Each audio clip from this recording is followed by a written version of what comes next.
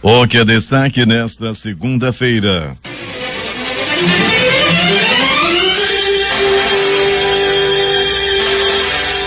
Governador afirma que Estado vai manter a defesa do polo de concentrados e não descarta acionar o STF. Número recorde. Em 10 horas, 105 motoristas são flagrados sob efeito de álcool em Manaus. Incêndio destrói 10 casas no bairro de São Lázaro. Brasileiros deixam quarentena na base aérea de Anápolis. Reforma administrativa pretende revisar salários e número de carreiras. Tempestade de areia provoca fechamento de aeroportos nas Ilhas Canárias. Papa condena a hipocrisia de países que falam de paz e vendem armas. Cadeirante é executado e criança é baleada por pistoleiros da motocicleta no bairro da Compensa. O Jornal da Manhã começa agora. 5 horas e 50 minutos. Local. Previsão do tempo. É de 86% a probabilidade de chover, 11 milímetros, prevê o Climatempo. O dia amanhece com 24 graus e a temperatura máxima pode esbarrar nos 32 graus Celsius. A umidade do ar é de 98%. Os ventos estão calmos com 7 km/h de velocidade. É segunda-feira, 24 de fevereiro. 55 dias do ano e faltam 311 para terminar 2020. Dia de São Sérgio. Também o dia da conquista do voto no Brasil e o dia nacional do RPG. São normais operações de pousos e decolagens nos aeroportos Eduardo Gomes e do Militar de Ponta Pelada. O que conta a história? 1582, com a bula pontifícia Intergravíssimas, o Papa Gregório XIII anuncia o calendário gregoriano. 1891, promulgada a primeira Constituição Republicana do Brasil. 1972, incêndio do edifício Andraus, em São Paulo, deixa 16 mortos e 330 feridos. 1991, Guerra do Golfo. Tropas terrestres cruzam a fronteira da Arábia Saudita e entram no Iraque, iniciando a fase terrestre da guerra. 1997, o cientista Ian Wilmot, do Instituto Rosin da Escócia, anuncia a existência da ovelha Dolly, primeiro mamífero clonado a partir de uma célula de um animal adulto. Em 2007, o Japão lançava seu quarto satélite espião, aumentando sua capacidade de monitorar ameaças potenciais vindas da Coreia do Norte. Agora 5 horas e 53 minutos em Manaus. Se é manchete. Você ouve aqui. Jornal da Manhã. Rádio Difusora. Sejam bem-vindos ao Jornal da Manhã. Bom dia, Eduardo. Bom dia, Paulo. Bom dia, sonoplasta Hernandes Sampaio. Nesta segunda-feira, como já foi amplamente noticiado, os bancos não abrem e só o fazem na quarta-feira a partir das 12 horas. O comércio, em geral, funciona normalmente e amanhã abre de 9 às 13 horas. Na quarta de cinzas, a partir das 12 horas. Um grupo foi preso neste domingo suspeito de tentar assaltar passageiros de um ônibus da linha 500 do transporte coletivo na Avenida Torquato Tapajós. Policiais militares estavam se preparando para iniciar a operação Catraca na área quando os passageiros do ônibus sinalizaram com as mãos pela janela. Eu vou conversar com o Alberto Pellegrini. Pellegrini, mais um assalto a ônibus. Bom dia. Bom dia Paulo Guerra, bom dia Eduardo Silva, bom dia ao nosso PC na técnica de som, bom dia ao nosso ouvinte do Jornal da Manhã. Pois é, Paulo, mais um assalto a ônibus, né? Dessa vez, graças a Deus, a polícia conseguiu agir e foi naquele mesmo local, Paulo, onde já aconteceram vários assaltos, na Avenida Torquato Tapajós. A polícia está fechando o cerco, está prendendo aí os assaltantes de ônibus. Esperamos aí, Paulo, que eles fiquem pelo menos algum tempo aí guardados na cadeia para que não volte a cometer assalto. Agora imagine só, os suspeitos, 4 homens e uma mulher gestante, Pellegrini, foram presos dentro do coletivo. Com eles foram encontrados 3 facas, um simulacro de arma de fogo, além de dinheiro e um aparelho celular. Armado com faca, né, Paulo? Deixando a população empolvorosa. A gente fica imaginando como é que não fica aquelas senhoras, as pessoas, as crianças dentro do ônibus, na mão desses bandidos que chegam realmente violentos, ameaçando todo mundo, aí acabam sendo presos aí pela polícia e não demora muito, já estão praticando os mesmos delitos. Pellegrini, vamos interagir com os nossos ouvintes. Tem aqui um recado de, deixa eu ver aqui, o Nildo Gouveia, mandando aqui um bom dia a todos e do Jornal da Manhã. Um outro ouvinte aqui é Socorro Ramos, diz: sem você o Jornal da Manhã não tem graça. Você, Pellegrini. Paulo Guerra, abraçando aí todos os nossos ouvintes, agradecendo o carinho que todos eles têm com os nossos participantes, com nossos integrantes aqui do nosso noticioso. Muito obrigado mesmo pela audiência. E aproveitando, Paulo, vou mandar um abraço para os feirantes, para nossos amigos feirantes. Paulo, eu gosto sempre de parar nas feiras, que eu bato papo com você. Eu paro aqui na Feira da Ceazan, aqui na Avenida Itaúba, Paulo, e fico batendo papo com os feirantes, o Maguila, Papagaio, Renatinho, Magno, Leandro, essa turma toda das feiras, e a gente estende um abraço para os demais feirantes aí, pro Zé do Gato, Napané, e todos os demais feirantes, Paulo, muita gente aí participando conosco. Falando em feira, Paulo, amanhã também tem feira lá no Janauari, viu, Paulinho? Amanhã, na terça-feira de carnaval, o Nedir já fez o contato aqui, os feirantes de lá, os produtores que vendem lá mesmo na feira, os próprios produtores são os próprios feirantes. Estão lá amanhã esperando aí, Paulo Guerra, você e toda a equipe do Jornal da Manhã. Pois é, Peregrini, um bom dia também do Jornal da Manhã aos moradores da Vila do Paraçarizinho que estão acompanhando o jornal. E, Peregrino, só para informar os nossos ouvintes, muita gente reclamando, olha, a rádio não estava no ar, não. A rádio dia de domingo sai do ar à meia-noite e volta às 5 horas da manhã.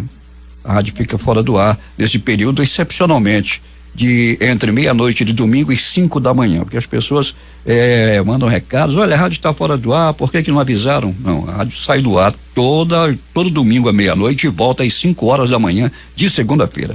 Certo, Peregrini? Certinho, Paulo Guerra, certinho, um descansozinho aí para todos nós.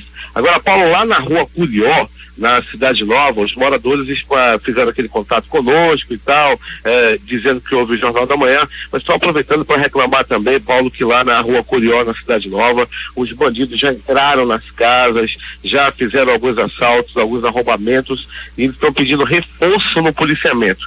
Rua Curió, Cidade Nova. E no dia de ontem, Paulo, o mesmo veículo que já transportava os bandidos, que já roubaram outras casas, esteve rodando novamente lá na Rua Curió, deixando os moradores apavorados, assustados, e por isso estão pedindo aí maior policiamento na área.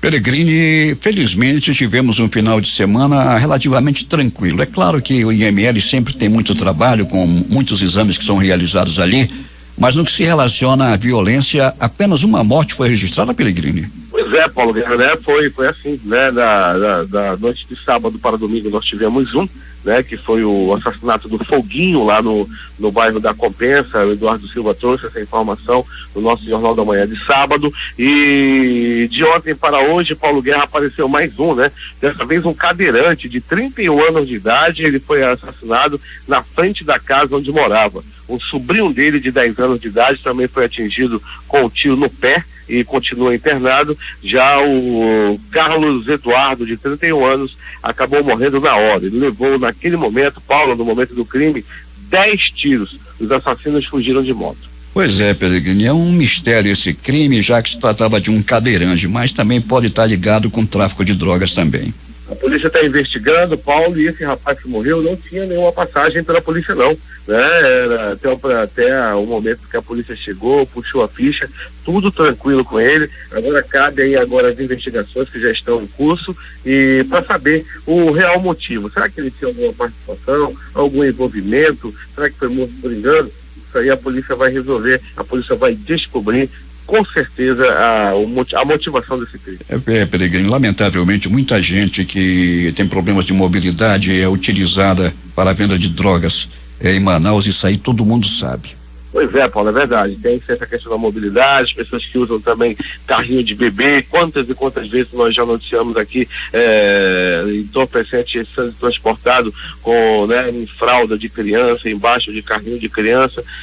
Fazem de tudo para transportar a droga, e também os cadeirantes também são usados em relação a isso.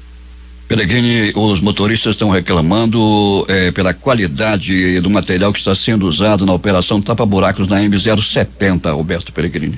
Pois é, eu não tive a oportunidade disso final de semana, Paulo, né? Vamos ver como é que tá ficando aquela situação ali perto da reserva indígena, né?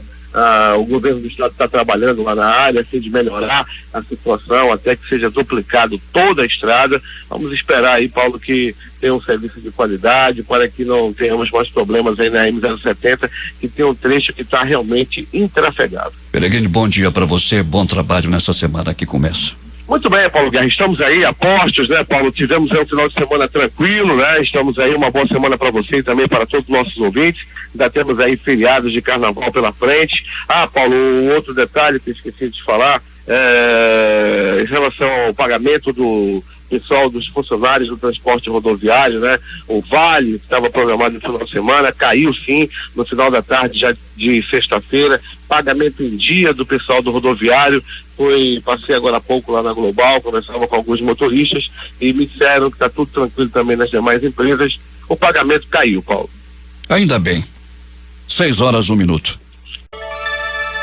Ao menos 10 residências de Madeira foram atingidas pelas chamas na tarde de ontem no bairro de São Lázaro. 9 viaturas do Corpo de Bombeiros Militar do Amazonas são deslocadas para a contenção do fogo. O incêndio atingiu pelo menos 10 residências de Madeira que ficavam próximas uma das outras. No meio do tumulto, um fato chamou a atenção. Uma moradora jogou a filha de 3 anos pela janela para salvá-la. O sinistro aconteceu no beco Magalhães Barata. No total, as guarnições contaram com autonomia de 45 mil litros de água. A fiscalização da Lei Seca em Manaus, realizada pelo Departamento Estadual de Trânsito, flagrou 105 motoristas dirigindo sob efeito de álcool entre a noite de sábado e a manhã de ontem. Durante cerca de 10 horas de operação, 1.787 testes de alcoolemia foram realizados pelos agentes de trânsito e 34 veículos foram removidos ao parqueamento do órgão por diversas irregularidades. O diretor-presidente do Detran, Rodrigo de Sá, reforçou que é extremamente importante o trabalho preventivo com a educação, mas também o trabalho repressivo, ostensivo, mostrando para a população que o Detran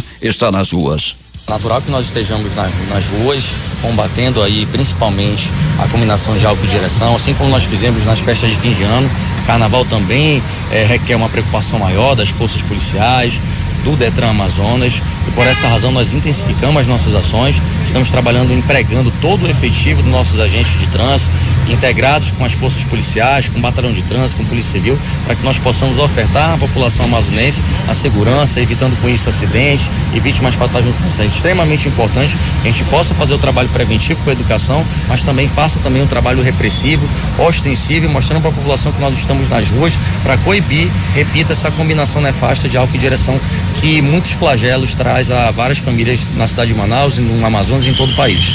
O Amazonas tem reduzido o número de vítimas fatais de trânsito, né? Mas isso também é um problema de saúde pública também, né, doutor? Exatamente, a gente vem numa tônica muito boa.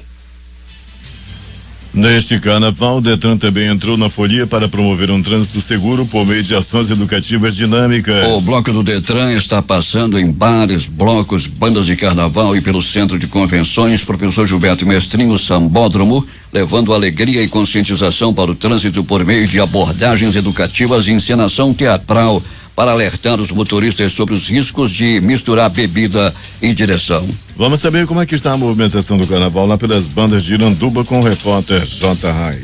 Paulo Guerra, o agito do carnaval aqui na cidade começou na noite de ontem com o bloco do...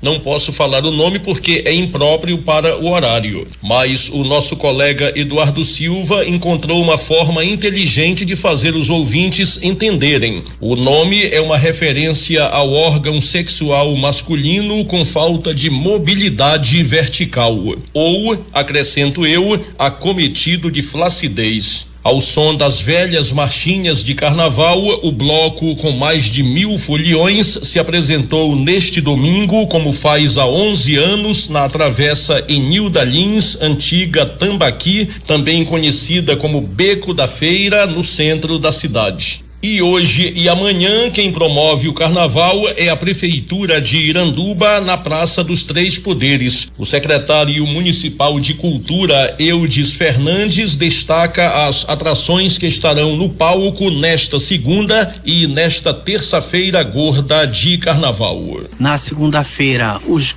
artistas locais, que é Maestro Helder, o Bel Negão, o G, Gabriela Show. E na terça-feira nós teremos Marcos Arigó forró balanceado e tome shot, todos em ritmo de carnaval. Ressaltando que o carnaval no Iranduba vai até 2 horas da manhã. Então você que está em Manaus, que está curtindo e vai até meia-noite, venha pro Iranduba, que aqui nós estamos no seu aguardo para curtir o melhor carnaval do interior. O prefeito Francisco Gomes determinou à Secretaria Municipal de Cultura que tome as providências necessárias com relação à segurança dos foliões. De acordo com o secretário Eudes Fernandes, foi acionada a Polícia Militar, que fará o policiamento ostensivo na praça e em torno. A Guarda Civil Metropolitana vai auxiliar a PM e o IMTTI, que é o Instituto Municipal de Trânsito e Transportes, vai organizar o trânsito no local.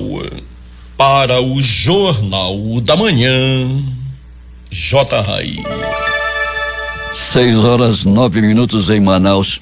Em virtude da quarta-feira de cinzas, o Shopping Ponta Negra informou que a Feira de Produtos Regionais da Agência de Desenvolvimento Sustentável do Amazonas, que acontece sempre às quartas-feiras, não funcionará nesse dia. Os clientes poderão adquirir os produtos da feira na sexta-feira, das 15 às 19 horas, no estacionamento G1 do Centro de Compra. O Tribunal de Contas do Amazonas realizará no dia 16 de março o Ouvidoria Day 2, encontro técnico das controladorias de ouvidorias do Amazonas. Promovido pela Ouvidoria Geral do TCE, o evento será realizado no auditório da Corte de Contas de 13h30 às 16h30 e contará com a participação dos membros da rede de ouvidorias do Amazonas. A Fundação Hospitalar de Hematologia e Hemoterapia do Estado, Hemoan, terá horário diferenciado durante os dias de carnaval. Mesmo com o feriado prolongado e ponto facultativo decretado pelo Estado, o Hemoan abrirá as portas para a coleta de sangue. A medida visa garantir o equilíbrio do estoque de bolsas de sangue para atender as demandas da capital e também do interior. Nesta segunda-feira, o Hemocentro estará aberto de 7 às 16 horas. E amanhã não funcionará. Na quarta-feira de cinzas, abre de 13 às 18 horas. Uma ação da Liga Amazonense contra o Câncer,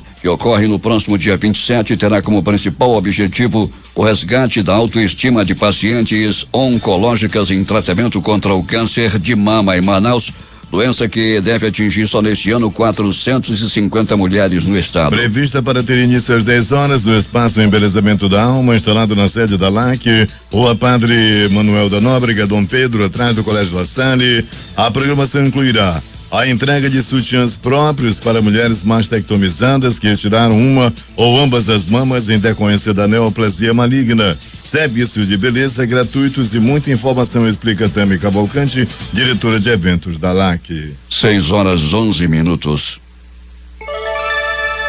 A Fundação Matias Macline abre 2.000 vagas no projeto Preparar, curso preparatório gratuito de ingresso na instituição. As inscrições iniciaram na última quinta-feira, dia 20, e encerram em 6 de março pelo site www.fundaçãomatiasmacline.org.br. O curso é direcionado a estudantes do 9º ano do ensino fundamental que desejam ingressar na FMM no próximo ano. O objetivo é atender jovens que não podem pagar um curso preparatório para concorrer ao disputado processo seletivo da Fundação, que acontece sempre no fim do ano e é a porta de entrada para uma das vagas do ensino médio técnico da Fundação. A Fundação Matias Macline é um projeto social sem fins lucrativos que oferece ensino médio técnico gratuito a adolescentes oriundos de famílias de baixa renda no estado.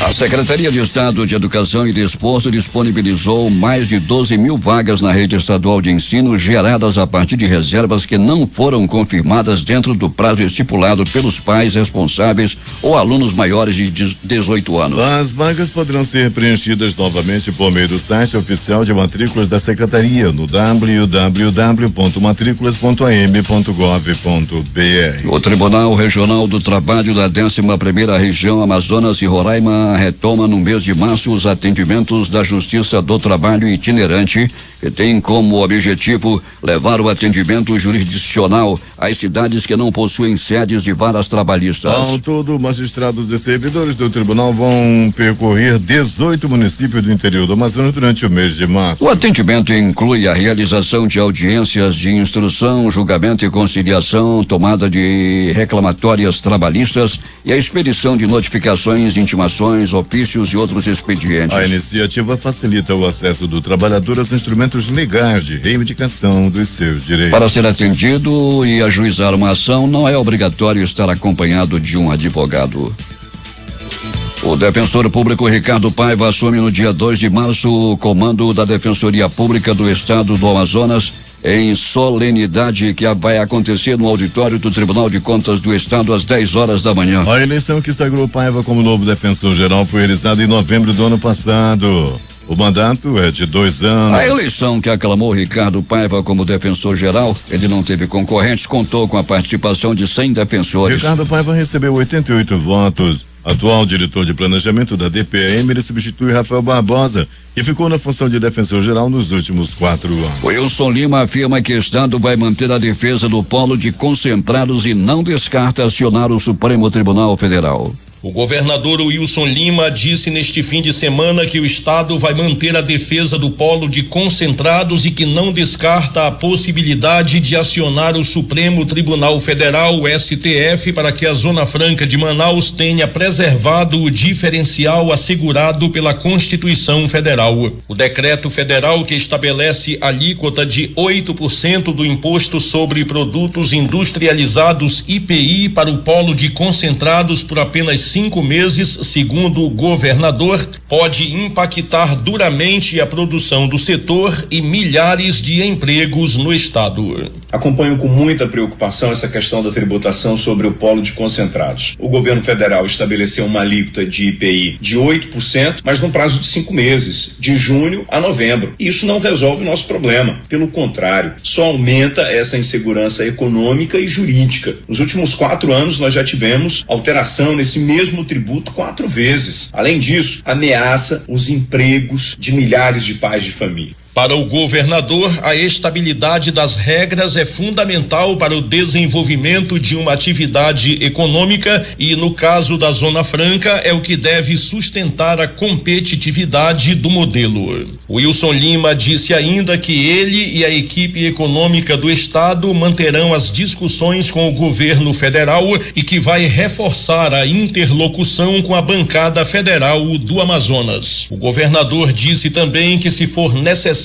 irá ao Supremo Tribunal Federal, STF, para defender a manutenção da competitividade do polo de concentrados da Zona Franca de Manaus. Eu tenho mantido diálogo com o governo federal, com a nossa bancada no Congresso, para tentar reverter essa situação. Estamos encontrando caminhos junto com a Procuradoria-Geral, com a Secretaria de Fazenda, e não descartamos a possibilidade de levar essa situação ao Supremo Tribunal Federal. Da Zona Franca de Manaus, nós não abrimos mão. E as vantagens comparativas do polo industrial de Manaus são inegociáveis.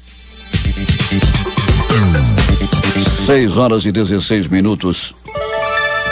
Em 2020, o Carnaboi chega à 20ª edição.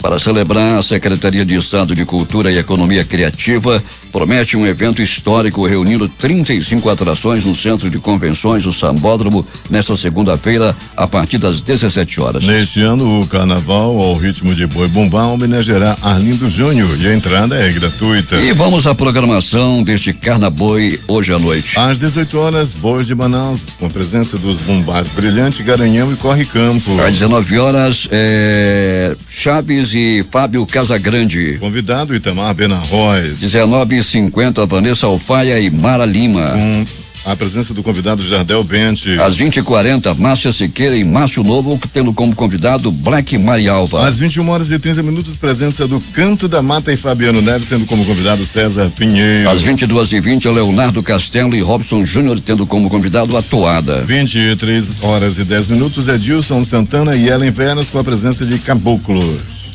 E à meia-noite, itens oficiais do Garantido, Sebastião Júnior, Gaspar Medeiros, Israel Paulaim e Batucada, itens oficiais do Caprichoso, da Bia Sayag, Príncipe do Boi, Edmundo Oran e Marujada. A 1h55, já da segunda-feira, presença de Carlinhos do Boi e Carlos Batata, também com a presença do convidado Camaiurá. E às 2h45, Júnior Paulaim e Carrapicho, tendo convidado Paulinho Viana.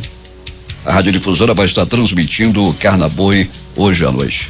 Polícia. Peregrine, aqui no super aplicativo Mano, o J. Queiroz está dizendo o seguinte: pedindo respeito aos motoristas que trafegam na M70, Manuel Urbano, e pedindo também blitz quanto à observância da lei seca. Ele diz que um carro no último sábado, trafegando em alta velocidade, fechou 2 motocicletas e uma pessoa morreu no local e 2 foram levadas para o pronto-socorro.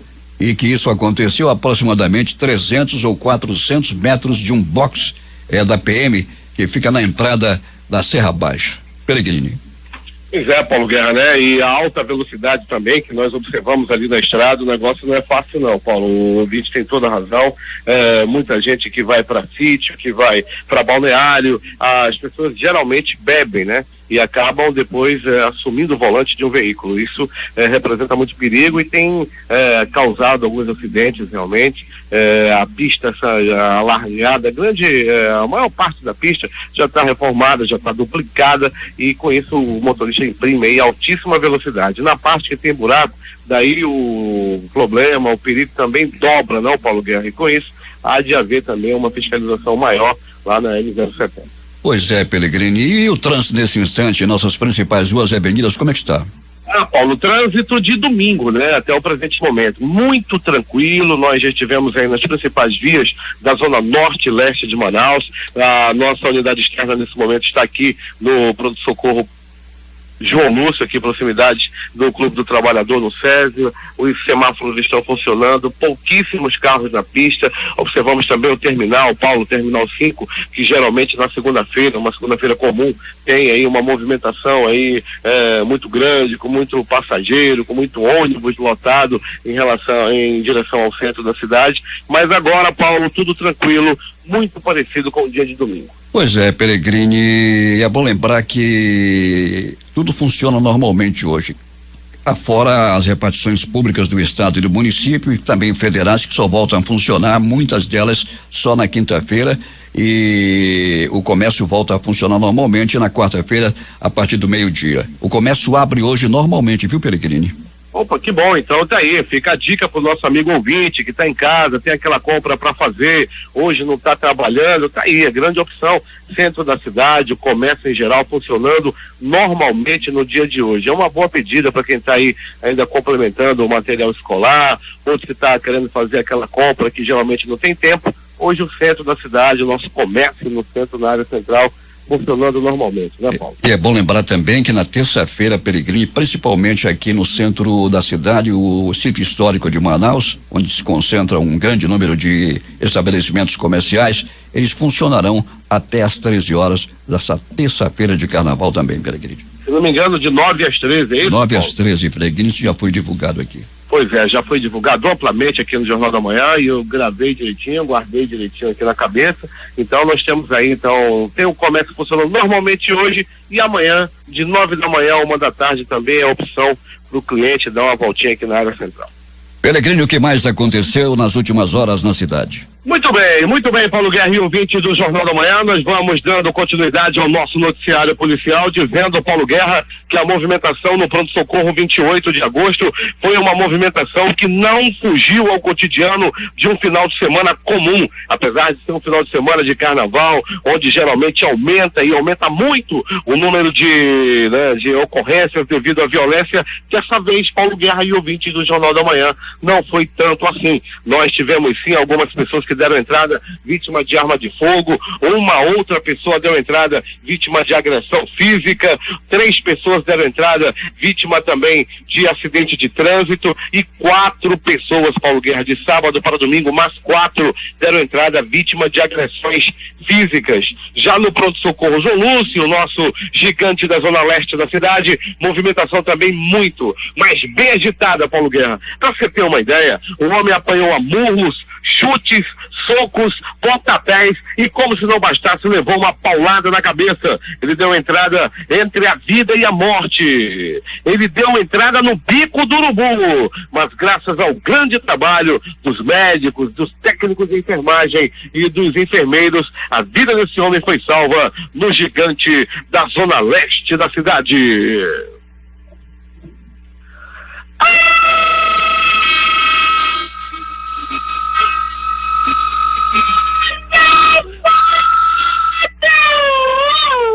Olha a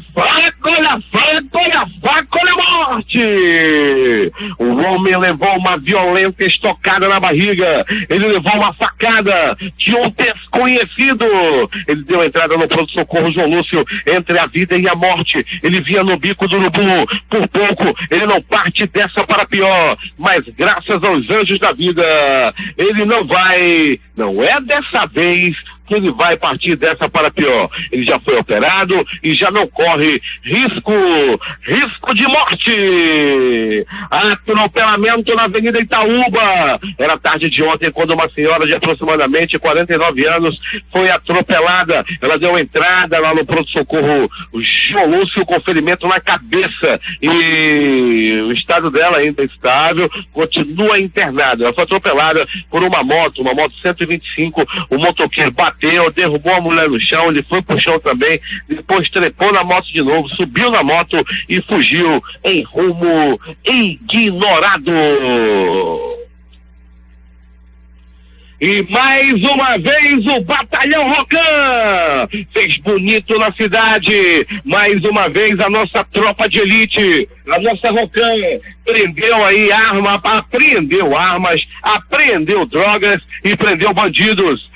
Um homem identificado como Simon foi preso nesse final de semana lá no bairro do Crespo. O suspeito estava sendo procurado e estava transportando drogas e armas, e além de um dinheiro que ele já confessou ser apurado do tráfico de drogas. Paulo, trata-se de uma pistola e também de uma grande quantidade em droga. Foi mais um trabalho da Rocan. Segundo o tenente M. Fernandes, o suspeito estava armado e chefiando a venda de entorpecentes em uma festa lá no bairro do Crespo. A Rocan foi chamada através do Zap. Se você quer o WhatsApp da Rocan, anote o WhatsApp da Rocan, pega lá a caneta, pega o celular. Aí, e anote, atenção.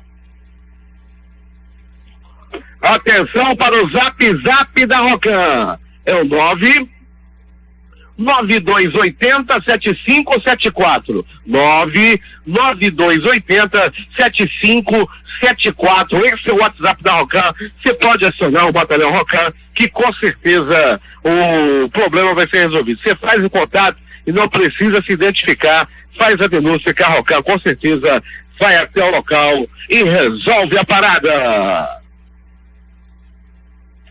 Mas o pessoal pula carnaval, se empurra na cachaça e eu aqui fico com problema de garganta. Mas vamos dando continuidade ao nosso noticioso.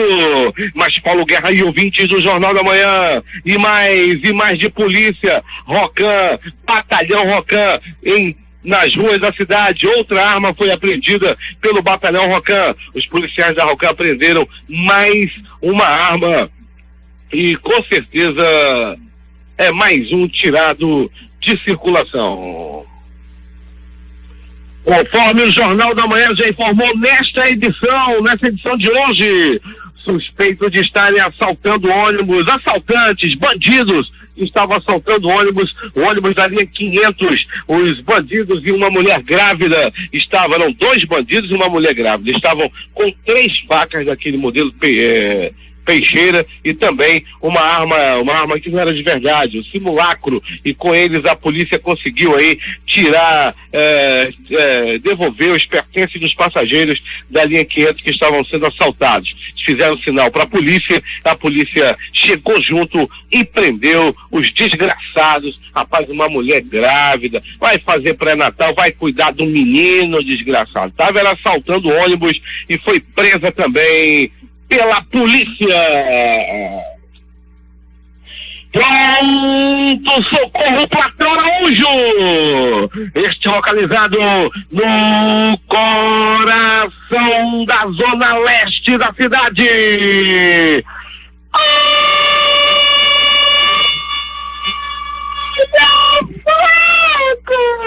Olha a faca, olha a morte. Uma faca Capeixeira, aquela do Cabo de Madeira, toda enferrujada, foi usada numa tentativa de assassinato. Isso aconteceu, Paulo Guerra e ouvintes do Jornal da Manhã, na zona leste de Manaus. A vítima deu entrada entre a vida e a morte, já estava mais para lá do que para cá.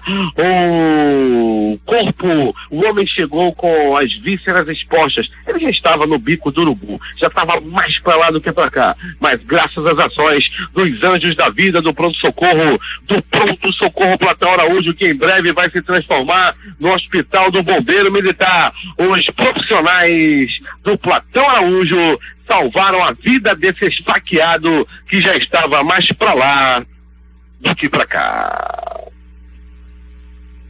É agora as notícias do Instituto Médico Legal. Saiba agora quem foi para a pedra nas últimas horas da cidade. E atenção,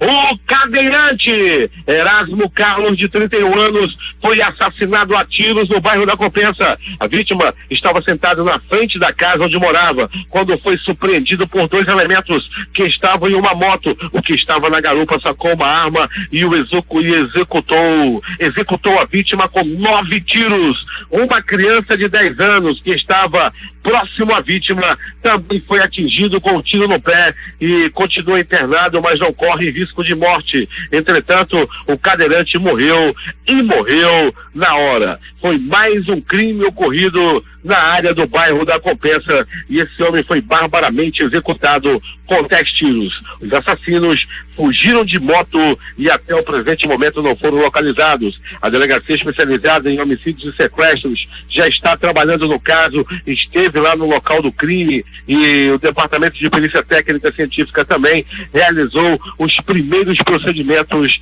lá mesmo no local do crime.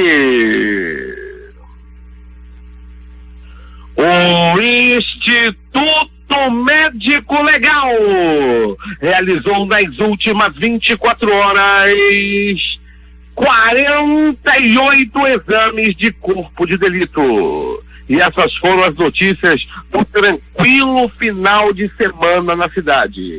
É contigo, Paulo Guerra. Esportes.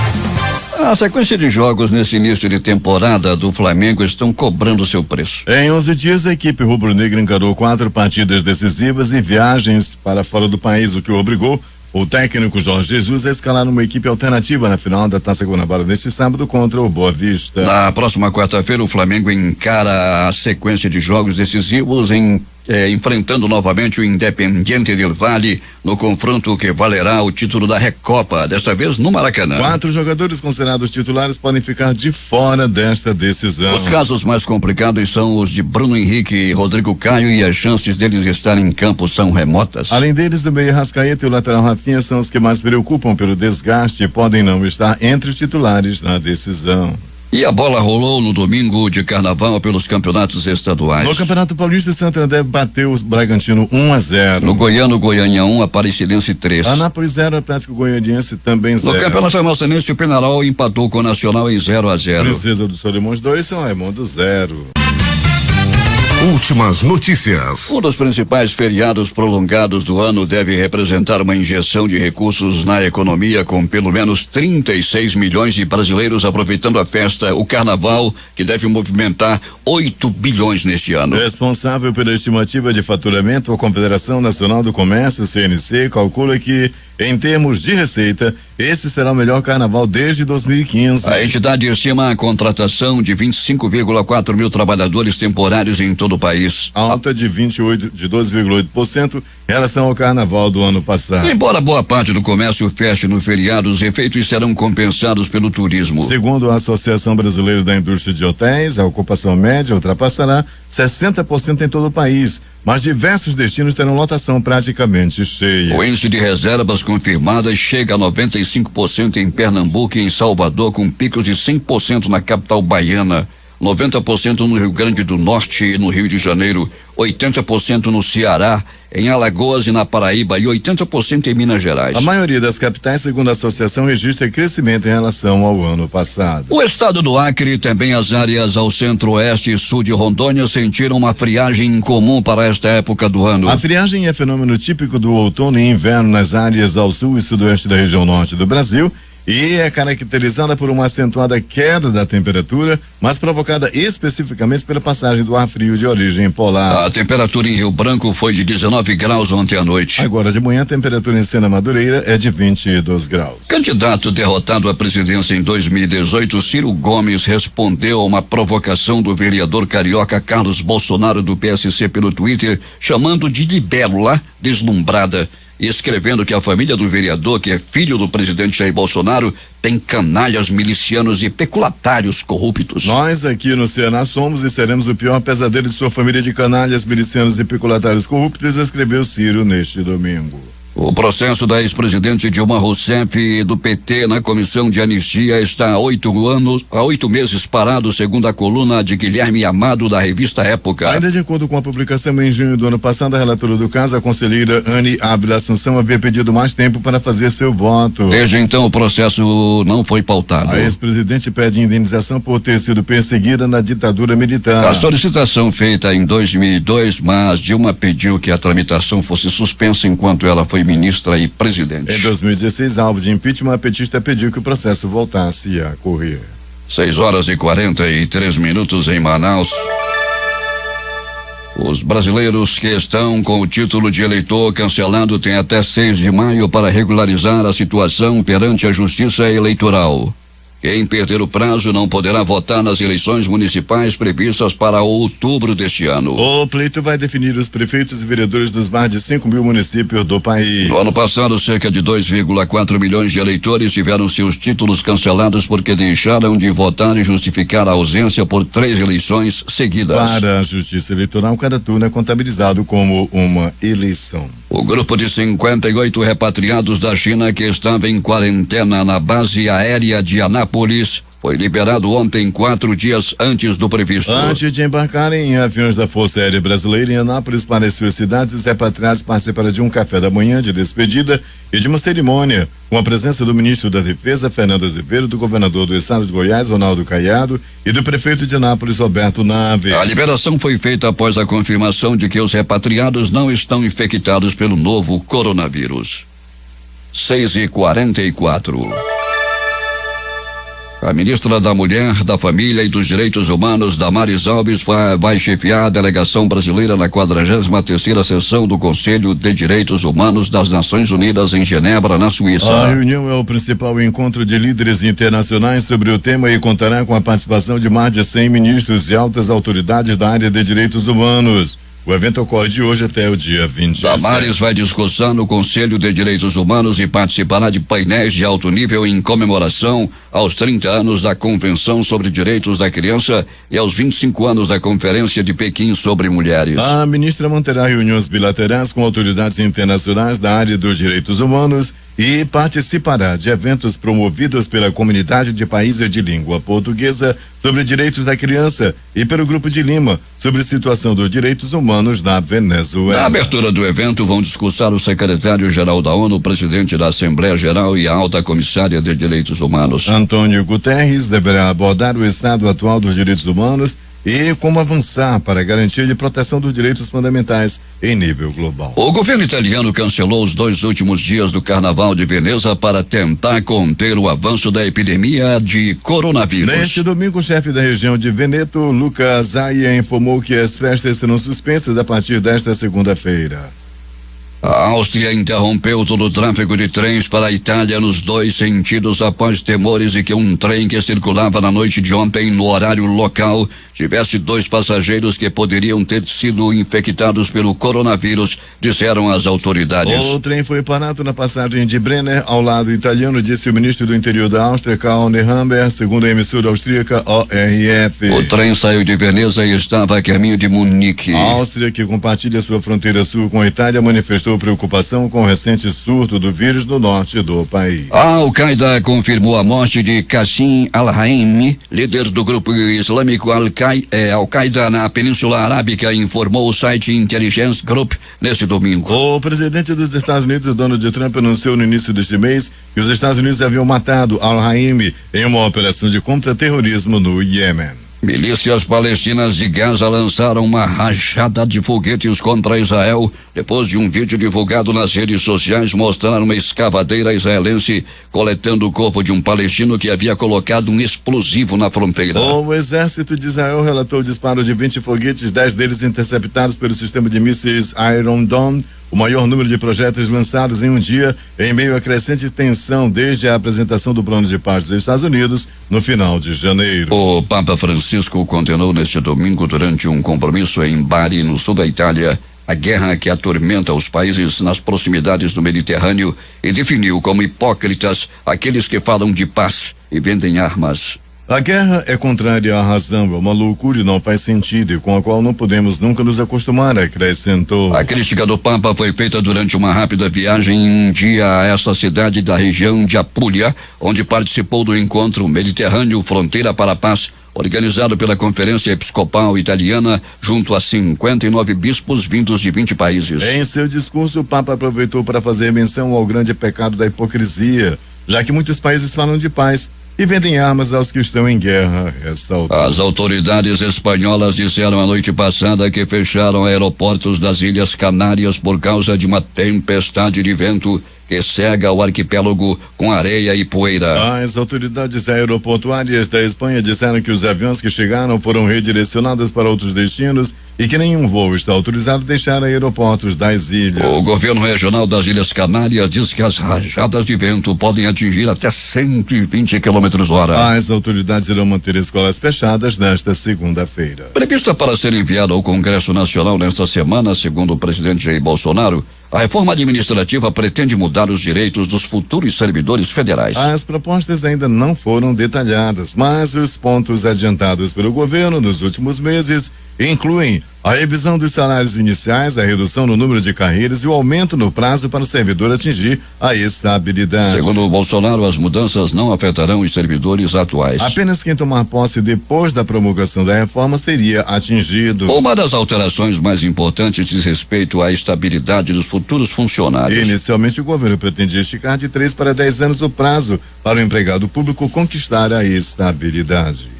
Destaques de capa dos principais jornais do país nesta segunda-feira. O Globo do Rio de Janeiro. A virada do Nordeste. Estados controlam contas públicas, investem mais e avançam no social. Folha de São Paulo. Filha e netas são presas por suspeita de envolvimento na morte de idosos. O Estado de São Paulo. Aumentam evidências de relação do PCC com morte de jornalista na fronteira do Paraguai. Planalto Central, capital da República, Correio Brasiliense. Brasileiros deixam base aérea de Anápolis após quarentena. Valor econômico. Contribuintes de imposto de renda receberão restituição a partir de 29 de maio. Estado de Minas. Denúncia acusa PMs de espancamento contra homem e agressão contra mulher em BH. Polícia fala em desacato. Jornal do Comércio no Recife. Secretaria de Saúde de Pernambuco registra 23 casos de agressões por agulhadas no carnaval. Fortaleza, Diário do Nordeste. Policiais desertores são presos por faltarem à convocação de trabalho. Já são mais de 120 homicídios no Ceará em 4 dias. Porto Alegre, 0 hora. Carlos Bolsonaro e Ciro Gomes trocam farpas no Twitter. Vereador é chamado de libélula deslumbrada. Essas foram as principais notícias de ontem e as primeiras de hoje. Termina aqui o Jornal da Manhã. Participaram dessa edição reportagens J. Rai e Alberto Pellegrini. A sonoplastia de rádio de Hernandes Sampaio e Hamilton Cabral. Apresentação Eduardo Silva e Paulo Guerra. Próxima edição amanhã às 5h45.